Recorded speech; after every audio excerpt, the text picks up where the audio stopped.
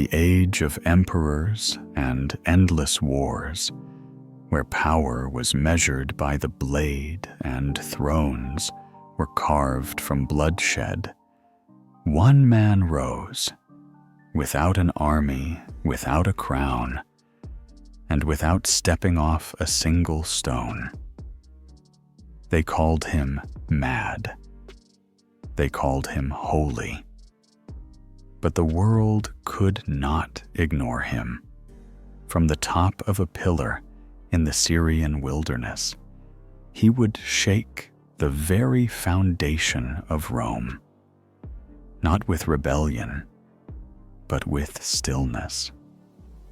In a world ruled by emperors and swords, one man rose above them all. Literally. The world Simeon Stylites was born into was one of chaos, transformation, and spiritual war. It was the early 5th century. The once mighty Roman Empire had split in two, and in the east, the Byzantine Empire was rising under Christian banners. But beneath the golden crosses and grand basilicas, the soul of the empire was restless. Paganism was dying, but not quietly. Old gods still lingered in back streets and rural shrines. At the same time, Christianity itself was fracturing, torn apart by debates over doctrine, heresies, and power. Bishops fought bishops, and faith became politics. Amid this spiritual unrest, a strange new movement emerged: the desert monks. Rejecting the comfort of cities and the corruption of churches, they fled into the wilderness, seeking God in silence, sand, and solitude. This was the age of asceticism, the radical idea that the body must suffer so the soul can rise. Some monks lived in caves. Others fasted until they hallucinated. Some took vows of silence for years. They wore chains, denied sleep, and stood in freezing rivers to kill temptation. But one man would take it further than anyone had ever dared. He wouldn't just leave the world. He would rise above it. Not metaphorically, literally. His name was Simeon, and he would build his throne in the sky. Simeon Stylites was born around 390 AD in the rugged hills of Cilicia, in what is now southern Turkey. The son of humble shepherds, he was destined for a life of obscurity, until something stirred deep within him. From a young age, Simeon was different. While other boys played or worked the fields, he withdrew into silence, gripped by a fierce devotion that seemed almost unnatural. At the age of 13, Simeon heard a sermon about the Beatitudes. "Blessed are the pure in heart, for they shall see God." That single line struck him like lightning. From that day on, he began fasting obsessively, sometimes refusing food for days. He spent hours in prayer, weeping, prostrating, pleading for purity. By his late teens, Simeon entered a monastery. But even there, among men devoted to discipline, he was too extreme. He tied coarse rope around his body, so tight that it dug into his skin and became infected. He would eat only once a week. The other monks, disturbed and perhaps even frightened, eventually expelled him, not for breaking rules, but for surpassing them so completely that they feared for his life. But Simeon wasn't deterred. If anything, rejection only confirmed his path. He was not seeking approval. He was seeking truth. A truth that demanded the complete destruction of comfort, ego, and the physical world. This moment, his exile, marked the beginning of something far greater. Simeon had glimpsed a path no one else dared walk. Now, he would walk it alone. Or rather, he would climb. After years of isolation and trial, Simeon made a choice so radical, so otherworldly, that even his fellow ascetics were stunned. He climbed atop a ruined stone pillar, roughly 10 feet high, and refused to come down.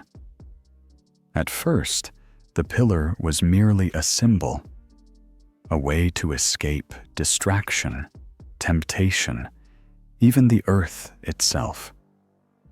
But over time, it became much more.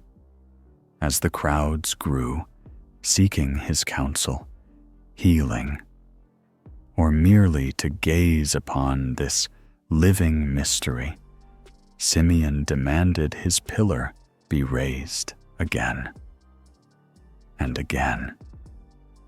Eventually, he stood 50 feet above the ground, perched on a platform barely wide enough for him to bow in prayer. And yet, he stayed. For decades. He had no roof, no shelter. Through blistering summers and freezing winters, he endured.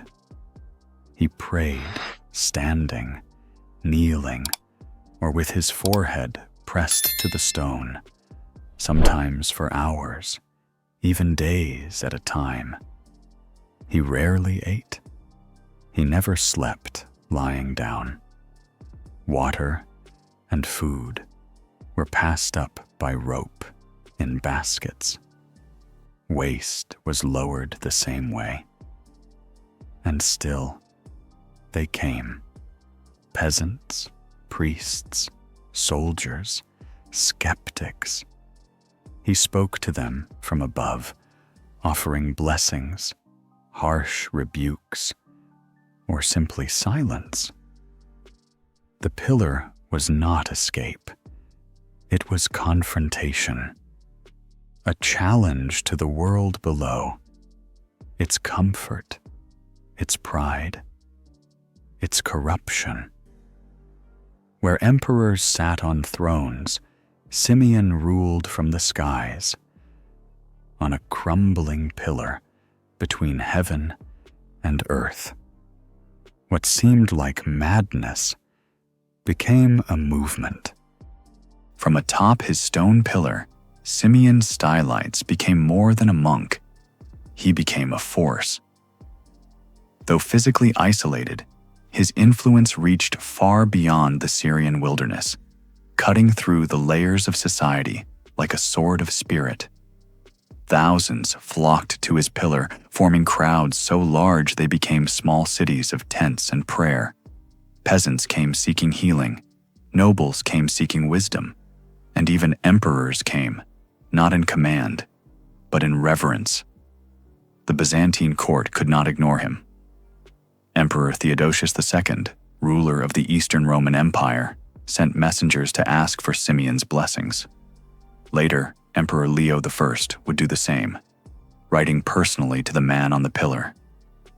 Not out of mere piety, but because Symeon had become a symbol of divine authority, and in a world where the emperor claimed to rule by the will of God, ignoring Symeon was a political risk. From his perch, Symeon issued letters, public statements, and stern theological advice. He denounced heresies like Nestorianism, which taught that Christ's divine and human natures were separate. His support for orthodoxy strengthened the imperial church and helped define Christian doctrine in an age of chaos and competing beliefs. But it wasn't just words. Symeon was credited with miracles, curing the sick, casting out demons, and even foretelling events before they happened. These stories, passed down by pilgrims, were copied and spread across the empire, turning him into a living legend. He became untouchable. Neither bishop nor emperor dared challenge him. His silence held more weight than a sermon. His prayers were feared like prophecy. His presence was proof that heaven still touched the earth, and all of it, every word, every miracle, every royal visit, came from the top of a pillar in the desert. Was Simeon Stylites truly a warrior? Not in the way the world understood warfare. He held no sword, wore no armor, and led no armies. But Symeon waged war against indulgence, against corruption, and against the spiritual apathy infecting a crumbling empire. His pillar was his battlefield, and his body, broken and blistered by the elements, became his weapon. Every hour spent under the scorching sun, every wound left to fester in silence, every day of hunger was an assault on the pride of emperors and the comfort of the church. In an empire drowning in politics, Symeon became a moral compass. While others bent under the weight of gold and power, he stood, silent, unmoved, incorruptible. His suffering became a public protest, visible to thousands, undeniable even to rulers. It wasn't rebellion. It was resistance. And in that stillness, in that solitude, Symeon became something far more dangerous to the empire than a soldier ever could be. A man who could not be bought, silenced, or defeated. In the year 459 AD, after nearly 4 decades atop his pillar, Simeon Stylites died as he lived, alone, above the world, bowed in prayer. When his disciples climbed the column and found his still form, they realized he had passed quietly, in communion, not with men, but with God. News of his death rippled across the Byzantine Empire. Mourning spread like wildfire, not just among the poor who saw him as a holy protector, but among bishops, nobles, and emperors who had come to see the silent monk as a symbol of divine authority. His body was carefully lowered from the pillar and carried in a grand procession. For a man who once renounced the world now bowed in reverence. At the site of his final pillar, a monumental shrine was built, Kalat Saman, or the Fortress of Symeon, near modern-day Aleppo in Syria. It became one of the earliest and most important pilgrimage destinations in Christian history, drawing believers from across the empire. But his death wasn't the end. It was the beginning of a movement. Across the Byzantine world, others followed his path. These stylites, from the Greek word stylos, meaning pillar, began their own lives of extreme devotion atop columns, inspired by Symeon's example. His radical faith became a template for transcendence. And even now, in an age of screens and noise, Symeon's story confronts modern ideas of fame, influence, and devotion. He did not chase power. He renounced it. And by doing so, he became one of the most powerful spiritual voices of his time. In silence, he roared. In stillness, he moved empires. In a world addicted to noise, obsessed with speed, and ruled by celebrity, what kind of power is left in stillness? What happens when a man chooses silence over influence, yet ends up influencing the world. Simeon Stylites never raised a sword. He never led an army. He didn't sit in council halls or whisper in royal ears. And yet, emperors trembled at his words. His pulpit was a pillar. His rebellion was stillness. And his victory was eternal. Even now, his story echoes louder than any battle cry, a reminder that true power often comes not from dominating others, but from mastering oneself.